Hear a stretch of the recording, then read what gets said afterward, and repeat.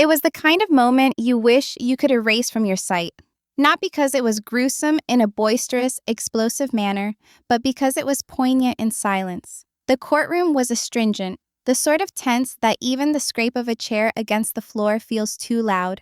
Cameras stood ready, lawyers were seated in position, and relatives took their places. With them were Savannah and Truely, just sitting on the side in silence, their faces reflecting a combination of anxiety and hopefulness. This was not another typical day in their dysfunctional family drama. It was a day that would determine their future. But the day's biggest shock wasn't in the arguments of law or the judge's words. It was in something much quieter, a decision, or absence thereof, from the man they should have been able to turn to most for reassurance. Kody Brown entered, sat down, and after that, it was like Savannah and Truely didn't even exist, the silent blow. From the first word of proceedings, Cody's attention was elsewhere. He didn't look their way. He didn't smile. He didn't even give them the faintest hint of acknowledgement. Instead, he fixated almost solely on Robin and her kids. He leaned forward, whispering, grinning, sharing knowing glances, moments of togetherness and affection that Savannah and Truely could do no more than observe from afar.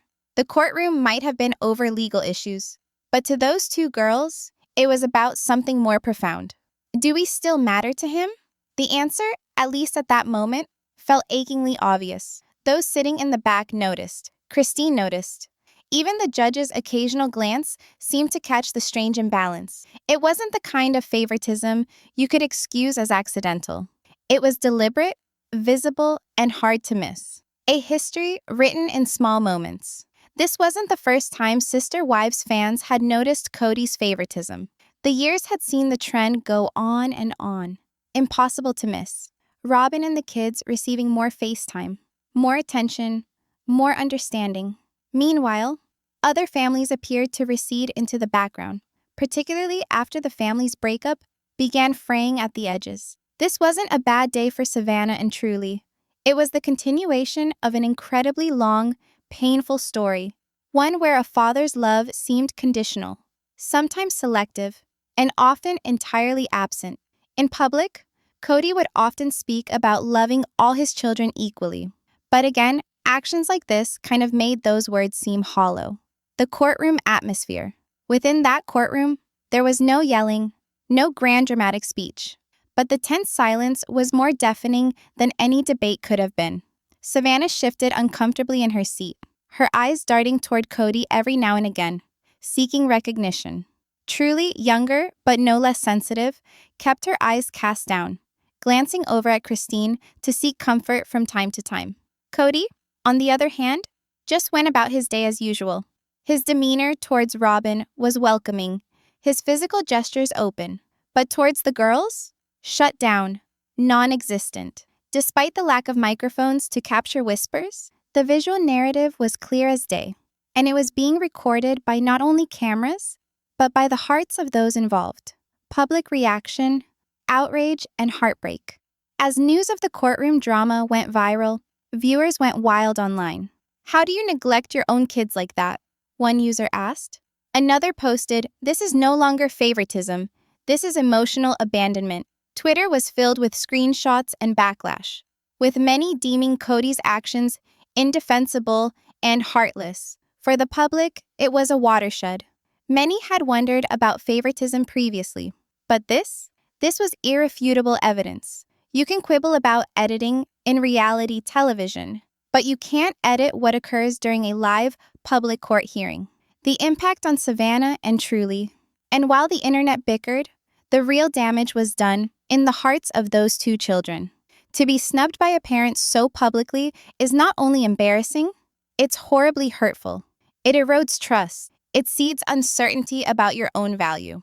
And for kids in blended families, it can render them alienated from their own household. Christine, sitting in her seat, seemed to feel the damage unfolding.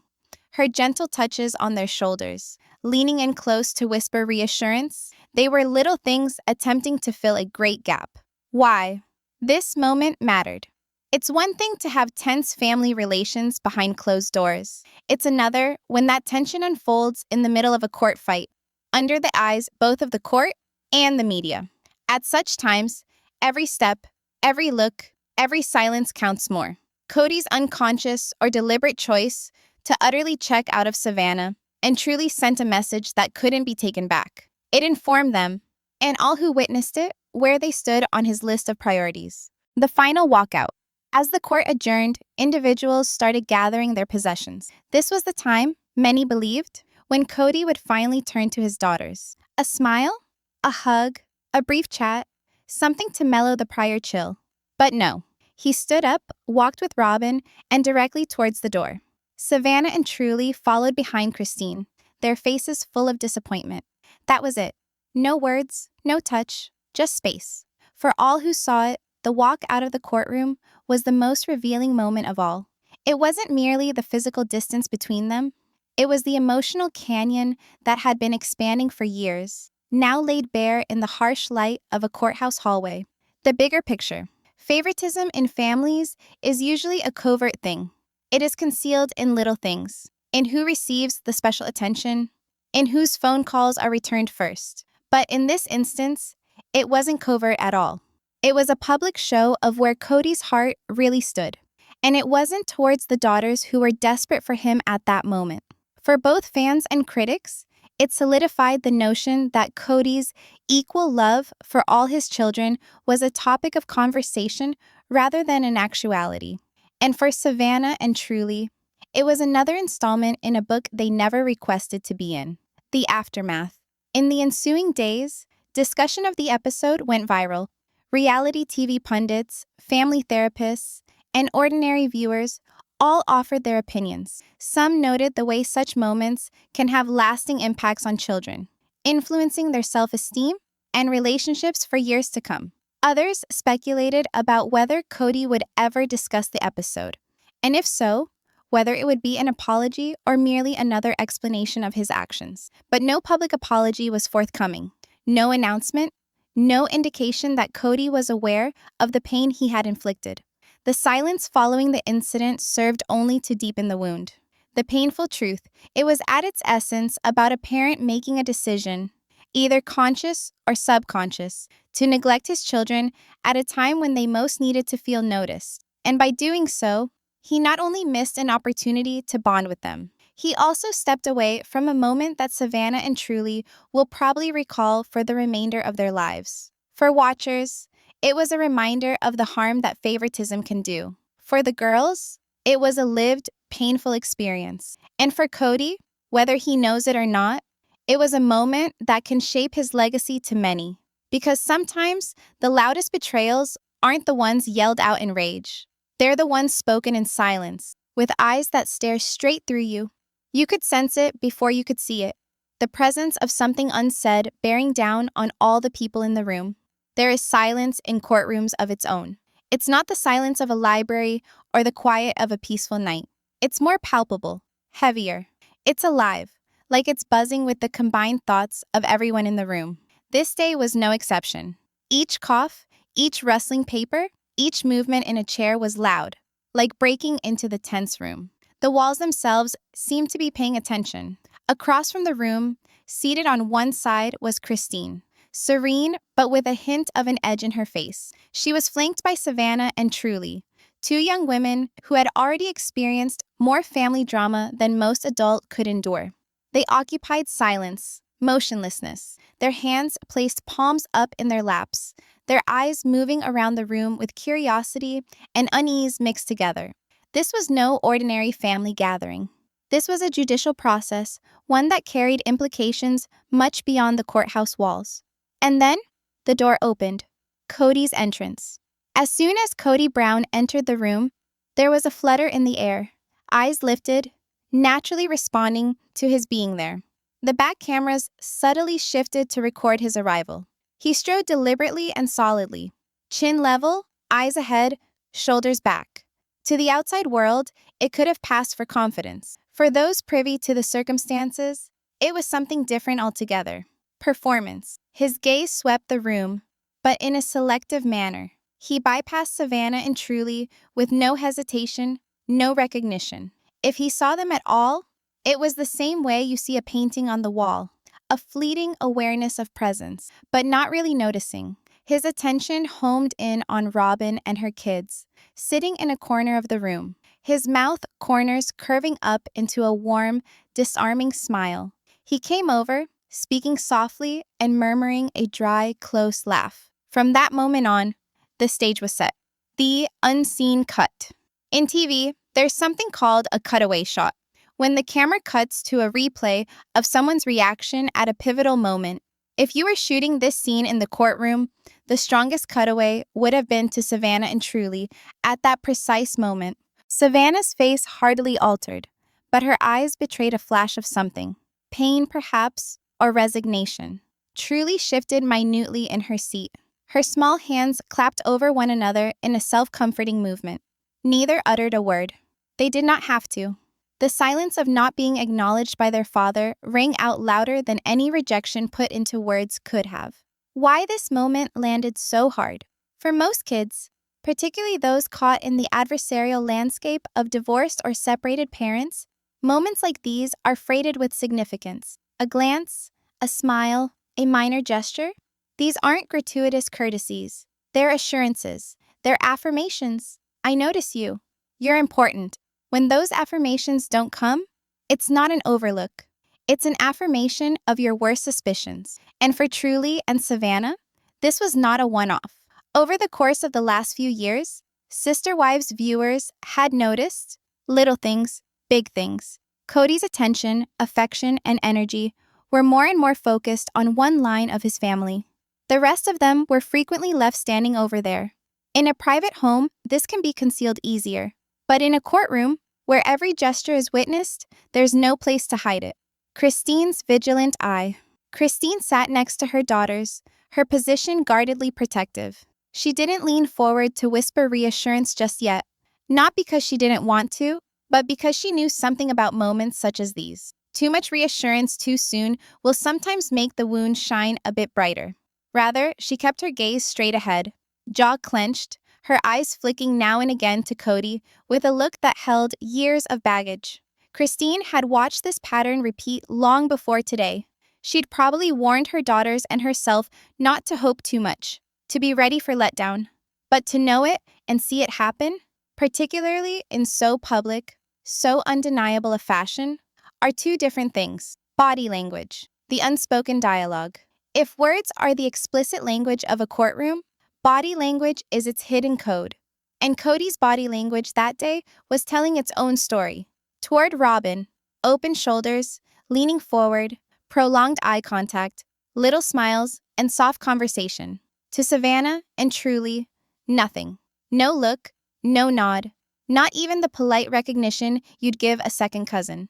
The contrast was vivid, the visual analog to drawing a line down the room and picking sides. The judge's peripheral awareness judges learn how to read people, how to observe more than the words that are being used. Though this was not a custody case, and the legal attention was not on interpersonal relationships, it would be impossible for the judge not to take note of the dynamics in the room. His eyes, now and then, swept across the gallery, catching glimpses, the interactions. If he observed what everyone else observed, he didn't show it in any outward way. But the impression would be impossible to discount. The camera never lies. For everyone in the courtroom, this had been a close, intimate, cringe-inducing moment. For everyone who was going to view excerpts later, it would be even more sterile. The iciness shot in high definition, repeatable, frame by frame. TV has a facility for exaggerating reality. But here, there was nothing to exaggerate. The unedited video did the job. The emotional ripples. Savannah, being older, has likely developed a certain resilience to these moments. She's had time to process, to form her own narratives about why her father behaves the way he does. But Truly, she's still young enough that moments like this cut sharply. Young minds don't compartmentalize neglect, they internalize it. They don't think, Dad has his own issues. They think, maybe I'm not worth noticing. And that's the moment that makes this scene not only uncomfortable, but really heartbreaking. The public's role. While the courtroom was small compared to some, this was not an intimate moment. There were reporters there. Sister Wives fans and critics had close attention to the updates. In today's social media era, all it takes is one leaked photo or one eyewitness testimony to make a story blow up online. This was one that was going to feed into the public discourse about Kody's treatment of his children. Discourse that had already been years in the making and had already been heated. An opening scene and no words. If you were writing this as a drama, you wouldn't require dialogue. The walk-in, the choice smiles, the subdued pain on the girls' faces, it would all be silent, with the camera saying more than words ever could. But this wasn't scripted. This was real life, in real time, at a location where truth isn't just anticipated. It's taken on oath. The time Kody came in and cut ahead of his daughters wasn't merely an afterthought to the day's proceedings. It was the first act in an agonizing, eye-opening chapter in their family's history. One that would establish the tone for the rest of what was to come in the hours, days, and weeks ahead. There is a silence that does not result from a lack of noise, but a lack of connection. That was what filled the space as the court proceedings continued. The judge spoke, lawyers read off papers, pens scratching on paper. But none of it registered with Savannah and Truely. Their focus was not the lawyer speak. Their eyes drifted inexorably to one person in the room, their father. Only he wasn't glancing over his shoulder. Savannah's quest for acknowledgement. Savannah slumped forward slightly, her body tensing involuntarily with something between defense and desire. She wasn't anticipating great things. No one was here for a hallmark moment, but she was hoping for something slight, a flash of recognition, even merely the briefest of smiles. Every few minutes, her eyes would dart toward Kody, always the same, turned away, leaning on Robin, or intent upon the papers before him. It was as if there were an invisible wall between them, and only one side held the key to come around it. Savannah's face didn't crumple. She didn't cry. Her eyes, though, eyes that had witnessed too many moments like these, betrayed the burden she was bearing. Truely's quiet hope. Next to her, Truely fidgeted in her chair. Younger, more open in her feelings, she didn't hide her looks. She'd stare straight at Kody, expecting.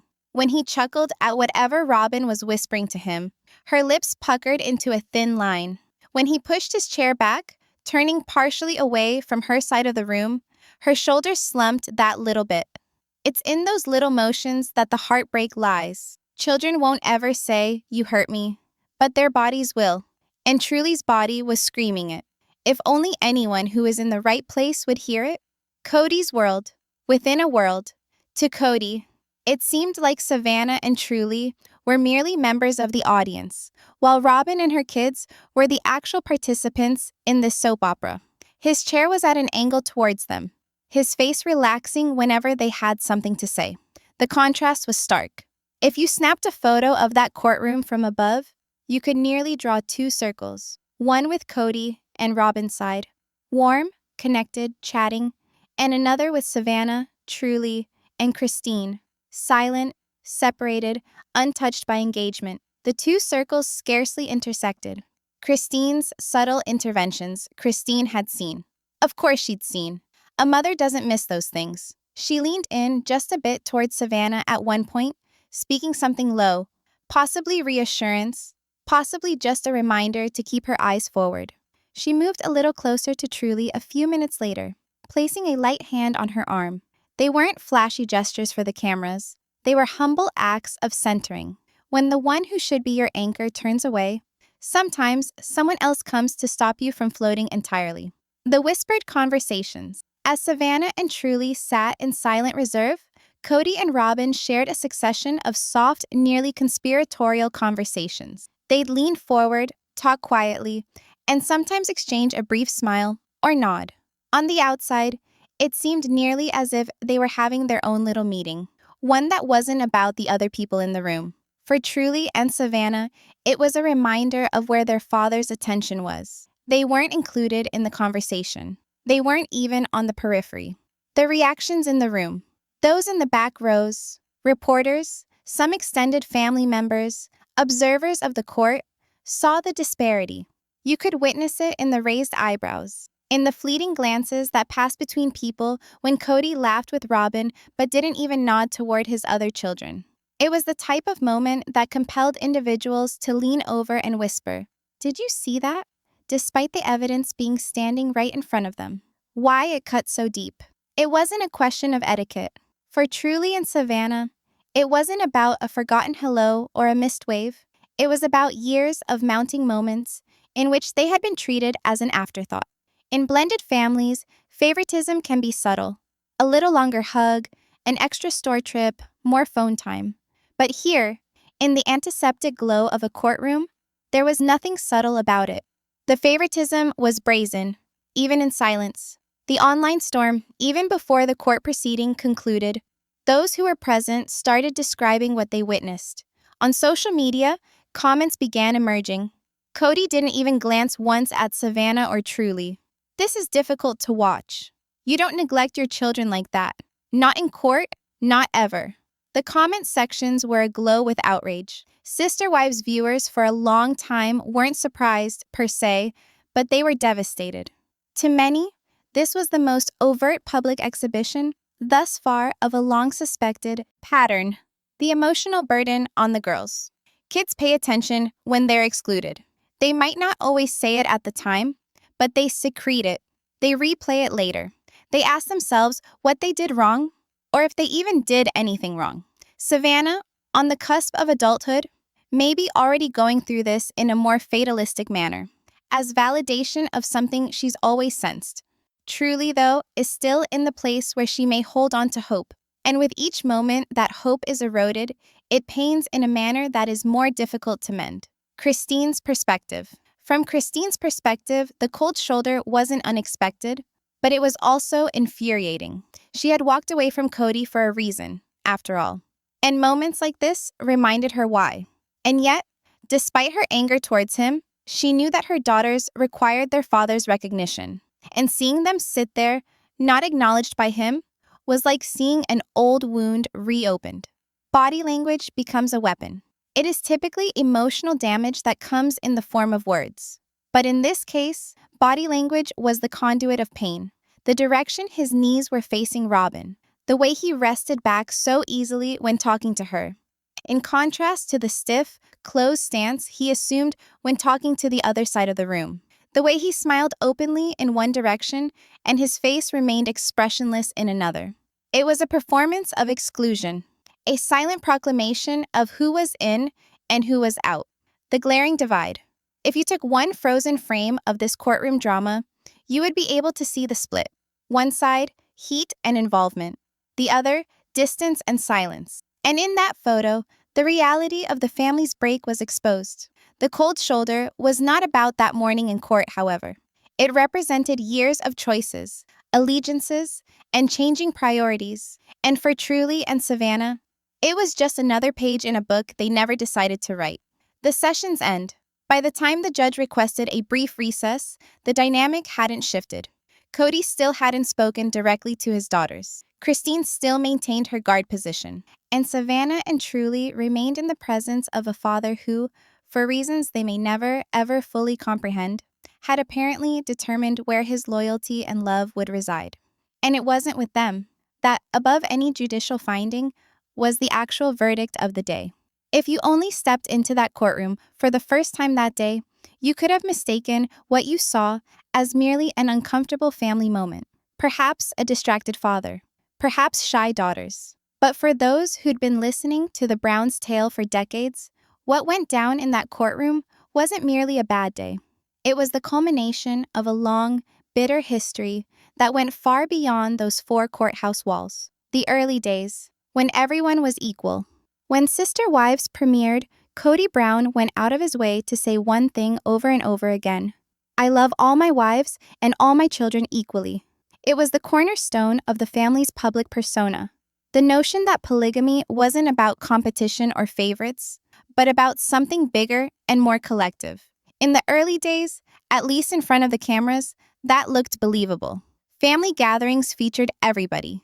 Holidays were large, boisterous, communal occasions. Birthdays were celebrated with group parties, and Cody showed up at all his children's events. Savannah and Truely were raised thinking that although their family appeared different from everyone else's, the love was distributed the same way to all households. But slowly, the cracks began to develop, and it was easy to ignore them at first. the subtle shift. The turning point, in the eyes of many fans, was when Robyn came into the picture. Kody's fourth wife introduced not just herself, but her 3 kids from her first marriage into the fold. It was a transition time at first, getting to know each other, adjusting, learning how to mesh. But as the years passed, something became apparent to the viewers. Kody appeared to be spending more and more time with Robyn and her children. The other wives, Mary, Janelle, Christine, were still on the scene, but the scales were tilting. This wasn't just about television time on the program. It was about what happened outside. Who had the most visitors? Who had one-on-one time with them? Whose needs were apparently more important? The kids start noticing. Kids notice things that adults don't realize they notice. Savannah and Truely, like their siblings, started catching on to the disparity. Perhaps it was Kody calling off a plan because he had to be at something for Robyn's children.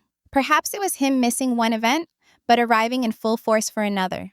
It's not that he didn't love his other children anymore, but presence and love are not identical. And presence is where the change became irrefutable. Christine's growing frustration. Christine was always one of the more outspoken wives. As the years went by, she started voicing her frustration more actively, both on and off screen. She complained of Kody's unavailability in his children's lives, his absence during milestone events, and his seemingly lack of interest in their everyday experiences. When Truely was hospitalized as a kid for serious health problems, Christine bore that burden pretty much alone. Kody was present, but not as a totally present parent. And although that incident didn't culminate in the end of the marriage, it sowed a seed in Christine's brain, one that blossomed into uncertainty on whether Kody was really committed to all his children equally. Janelle's side of the story. Janelle, quieter than Christine, was slower to voice her discontent. But in subsequent seasons, she also started dropping subtle hints about her unhappiness with Kody's involvement. Her kids, including Savannah, were growing up with a father who was becoming steadily less available, both physically and emotionally. Savannah, to be specific, tended to come across as the quiet one in the family, not due to a lack of personality, but simply because she wasn't the squeaky wheel. In a family as massive as the Browns, occasionally the quiet ones fall through the cracks. The pandemic fracture. The actual breaking point for most of the family relationships was the COVID-19 pandemic. Kody enforced strict visitation rules that appeared to overly burden the wives and children who were not in Robyn's home. Though he said it was for safety, others thought it was a cover to spend most of his time with Robyn. The children saw it, the wives saw it, and the audience certainly saw it. Savannah, like many of her siblings, saw her father infrequently for long periods. Truly, even younger, was kept apart. These weren't fleeting separations. They were months-long departures that inscribed themselves emotionally. The public speculation. By now, favoritism wasn't merely a clandestine family suspicion. It had become a public debate. Fans argued endlessly across social media about whether Kody was favoring Robyn's family. And if so, why? Was it love? Convenience? A means of avoiding conflict? Every season of Sister Wives provided further proof for the theory. A missed graduation party there, a skipped holiday dinner somewhere else. And in the midst of it all, Savannah and Truely were developing in the shadow of that speculation. Christine's exit. Christine eventually came to her breaking point and declared that she was leaving Kody. The choice was not so much about their marriage, but about the well-being of her children. She had learned enough to realize that the cycle was not going to shift. Her action meant that Savannah and Truely would now be existing outside of Kody's direct orbit. The spatial distance only emphasized the emotional one. Visits grew less frequent, interactions shorter and less involved. The emotional toll. For kids, particularly those in step-families, the sense of being second choice can stick with them for years. It impacts self-esteem, trust, and even adult relationships. For Savannah, who is stepping into young adulthood, it was shouldering a quiet, unspoken pain. For Truely, still in adolescence, it meant wondering where she fit in her dad's universe. The issue wasn't so much absence.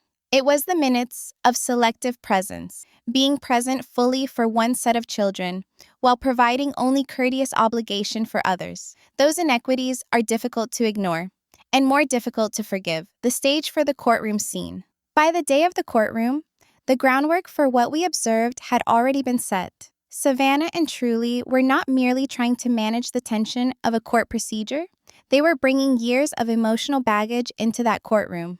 They understood the likelihood of Cody providing warmth was small. They had watched this all play out before, in the living rooms of families, at family gatherings, even at public gatherings. But to know it and to see it in the cold, formal setting of a courtroom are two very different experiences. Why this history matters. Without this background, the courtroom moment could have been written off as a bad day or awkward mistake.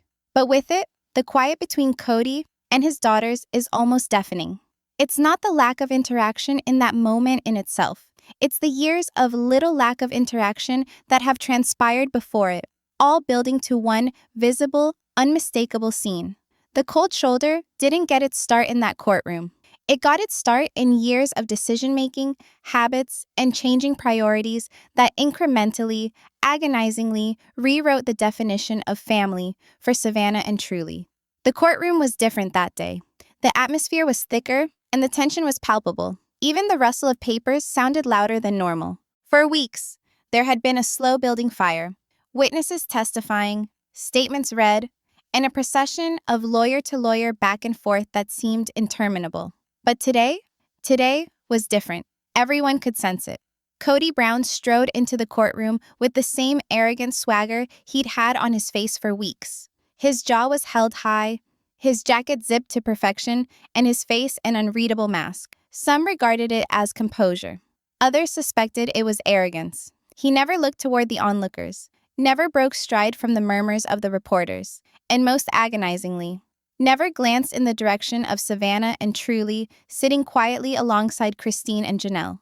Savannah, staring down at the floor, messed with the charm bracelet on her wrist. Truely, arms crossed, attempted to appear tough, but there was no doubting the slight redness around her eyes. These girls had been through enough. The separation, the family drama, the nonstop public attention. And now, they were witnessing their father seemingly holding one side of the family closer than the other. A slight but incriminating moment. At the onset of the proceedings by the judge, there was one moment where the room collectively gasped. A court officer handed out a file of exhibits, photographs, text messages, and notes intended to corroborate the latest witness testimony. When it was Cody's turn to scan through them, he merely glanced over the ones concerning Savannah and Truely.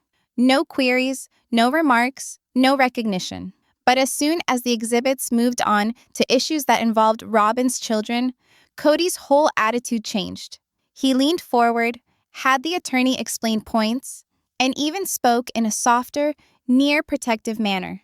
Christine caught on right away. Janelle caught on. And so did Savannah, who silently swallowed hard, wincing away the sting in her own eyes. The favoritism was no longer just an allegation. It was happening in front of us. Christine's testimony, a mother's turning point. When Christine was summoned to testify, she approached with a calm step, but all who knew her could recognize the tempest hiding behind her composure. She fiddled with the microphone and started recounting instances that created a vivid, agonizing picture. She told of birthdays overlooked, calls left ringing, and how Savannah had sat by the phone for hours, praying her dad would call before she blew out her candles, to spend the night crying. She remembered how Truely had saved up her allowance to purchase a tiny Father's Day present, only to have Cody leave it in his truck for weeks and not even open it. The courtroom was still, with only the occasional scratch of pens from the press box. Even the judge slanted forward, his eyes fixed intently. Christine's voice broke only once, when she spoke of the day Savannah learned that her father had gone to a gala for Robin's children, but hadn't appeared at her own school recital. She didn't even cry, Christine whispered. She just quit talking about him for a while. That was worse. Cody's reaction, a cracking mask. While Christine spoke, Cody sat rigidly, his jaw clenching tighter with every sentence. Initially, he looked ahead, attempting to be nonchalant, but little tells gave him away. Wide fingers drumming against the table, and a tiny flicker at the edge of his mouth.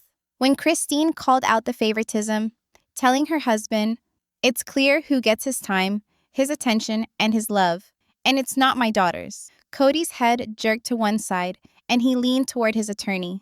Whispered words ensued, but whatever was said didn't stem the damage. From the gallery, you could sense the transition. This wasn't a bitter divorce anymore. This wasn't about two sides contesting who was in the right. This was about children. Children who were visibly on unequal ground in their father's eyes. Savannah's silent statement. In a momentary recess, something occurred which did not escape the notice of those who were watching. When Cody rose from the courtroom to step out momentarily, his eyes finally glanced in the direction of the corner where Savannah and Truely were seated. Savannah didn't blink. She didn't wave or smile. She just regarded him, not with rage, not with tears, but with the blank, cold stare of one who no longer expected anything. It was a gaze that declared, "I know where I stand now." Truely, however, snapped her gaze away at once, as if looking at him was too painful to endure. It was a brief exchange, a matter of seconds, but in the realm of public opinion, it said volumes. A number of journalists frantically took notes, aware that this will be front-page news. Janelle's defense, setting the line. When Janelle testified, her own statement brought additional weight. While Christine's testimony had been a tearful retelling, Janelle testified in a calm way, but each word was like a sledgehammer. This wasn't distraction. It was a pattern, and it had just been acted out in one of the most public, undeniable ways imaginable. The courtroom transforms into symbolic. Ironically, the court hearing was never even meant to be about them. It was about legal provisions, division of property, and settlements. But by the end, the whole focus had changed. Because at times, actual stories don't stem from formal verdicts. They stem from the little in-between moments of silence. The way a father decides where to place his feet, where to gaze, whom to turn away from. In that way, the courtroom proved to be the ideal stage for this unwritten truth. Cody's walk to the exit, most agonizing, was probably the ending. As Cody made his way to the door, he stood near enough to notice Savannah's breath hitching, near enough to see Truely squirming in her seat, near enough to nod at them, and didn't. He smoothed his jacket, muttered something to himself and his attorney, and exited without so much as a flicker of his eyes over his shoulder. That's when Savannah finally breathed, her breath trembling. Truely bit down hard on her lip, suppressing the tears. The turning point. Here's the thing about moments like that. They don't simply disappear. They chisel themselves into memory. Years later, you might not recall the date or the precise words that were said, but you'll recall the way it felt. You'll recall the chill, the way the air had seemed to thicken, the way your heart seemed to fall to the floor. For Truely and Savannah, this was one of those times. And for Cody, whether he knew it or not, this could be the moment that defined them forever in their perceptions of him. Public perception. By the time the story began to circulate online, it had become so big that it had a life of its own. Footage from the hallway of the courthouse emerged. People posted their reports, hashtags started trending, name-calling the favoritism and demanding answers. Fans who once stood up for Cody were now openly questioning him. Some described it as heartbreaking. Others described it as unforgivable. Because favoritism may appear minor when it's covert, but when it's revealed, it's catastrophic. And in this instance, the revelation occurred in the bright light of a public court proceeding. The emotional fallout. That evening, Savannah left a single statement on her social media. Some things you don't need to hear to understand. She did not mention names. She did not need to. Those who were present knew precisely what she was talking about. Those who had been following the family for years did not need all the information. They could fill in the gaps themselves. And truly, she did not speak up. But the next time she surfaced in a family photo, Cody was absent. When silence becomes a statement, sometimes people think big confrontations are what cause relationships to break. But more often, it's the small repeated acts of neglect. The moments when someone could have spoken up, could have reached out, but didn't. That's what changes people. That's what hardens them. For Truely and Savannah, this was not the sort of pain you scream about. It was the sort you sit with silently, allowing it to sink deeper until it becomes part of the way you perceive the world. The unwritten ending. The tale didn't conclude in that courtroom. It won't conclude for a long time, because favoritism, once uncovered, is difficult to forget. You can forgive a lot of things, but forgetting that you were once an afterthought, that's a wound that doesn't heal easily. And so the last photo of the day wasn't Cody's back going away. It was Savannah and Truely walking out of the courthouse side by side. No dialogue exchanged, just a mutual knowing that from this point forward, things were different. She recounted logistical breakdowns, instances where Cody was supposed to pick up the girls and just didn't appear. She offered proof of text exchanges where he had assured her he would come to their functions, then canceled at the last minute with no reason. And then, in a rare moment of raw emotion, Janelle turned toward Cody and said, "You've convinced yourself that being present for some of your children excuses you from neglecting the others. But fatherhood doesn't work that way." The room went silent. Even Cody's lawyer shifted uncomfortably in his seat. The judge's warning. By the end of the day, the judge issued a pointed reminder, not just about legal obligations, but about parental responsibilities. This court is not here to decide who is the better parent in emotional terms, the judge said, but the well-being of the children will always take precedence over any personal conflicts. The subtext was unmistakable. The judge had witnessed enough to recognize the emotional strain this was causing. And while favoritism may not be illegal, it was quite destructive. A turning point for public opinion. As court adjourned, the gossip was instantaneous. Social media was aglow with tweets and videos of the day's events. Tweets with hashtags such as #Savannah deserves better and #Truly speaks began trending. The fans and the critics were weighing in. But one thing was certain. The public discourse had changed. Where some once viewed Cody as a father who found himself in the middle of a tangled family situation, many now viewed him as a man who was making conscious decisions that left two of his daughters in the cold.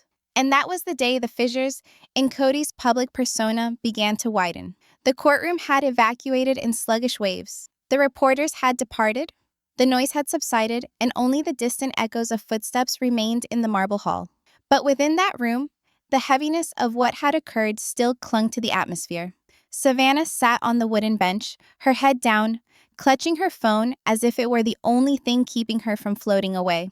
Truly was sitting next to her, tugging at the sleeve of her hoodie, attempting to somehow blend into a disappearance. Cody was across the room, laughing at his attorney, the sound harsh and bitter, piercing the quiet. It wasn't the verdict. It wasn't the court's ruling.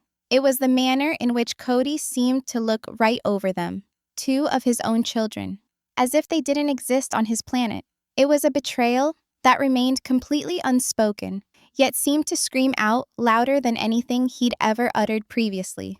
The aftermath of favoritism. In that instant, it was painfully evident what had been simmering for so long. Whispers of favoritism were no longer whispers, but declarations. Cody's warmth, his focus, his safeguard, all appeared to be reserved for certain individuals. And Savannah and Truely, they were quite simply left out of the circle. Family and friends had noticed the signs for years. The way he would brighten when certain children came into a room, the way his voice softened when he talked to some, but remained sharp when he talked to others. The little exclusions, holidays when not everyone was included, vacations when the guest list felt mysteriously selective. It wasn't always something said. Sometimes favoritism is written in silence. Savannah's silent tears. Savannah had always been the quiet type. She wasn't the type to hurl accusations or initiate fights. But today, her silence was more eloquent than any outburst in the courtroom could have been. The way she sat there, her shoulders slumped slightly, her eyes glistening but resisting the tears, so eloquently said it all. She wasn't surprised. She wasn't bewildered. She was resigned. This was not a sudden epiphany on her part. It was confirmation. Confirmation of what she'd been sensing in her gut for years. She simply wasn't one of his priorities. Truely's first realization. For Truely, it was different. She was younger, still in that in-between space where you're old enough to understand more than people think, but young enough to still hold out hope. Today was the day that hope cracked. She watched her father greet others, saw the way he turned away when her eyes met his, and something inside her shifted. It's one thing to be disappointed. It's another to feel invisible. Her soft voice, barely a whisper, cut through the silence after Cody's departure. He didn't even say goodbye. And it was enough. Nobody had to supplement anything. The fact had been stated. The family reaction, outside the court, family members sitting in on the hearing looked at each other. Some shook their heads. Some grumbled under their breath about how this was nothing new. A few of them even attempted to make excuses for it. Perhaps Cody was just distracted. Perhaps he didn't realize. But in their minds, they all knew.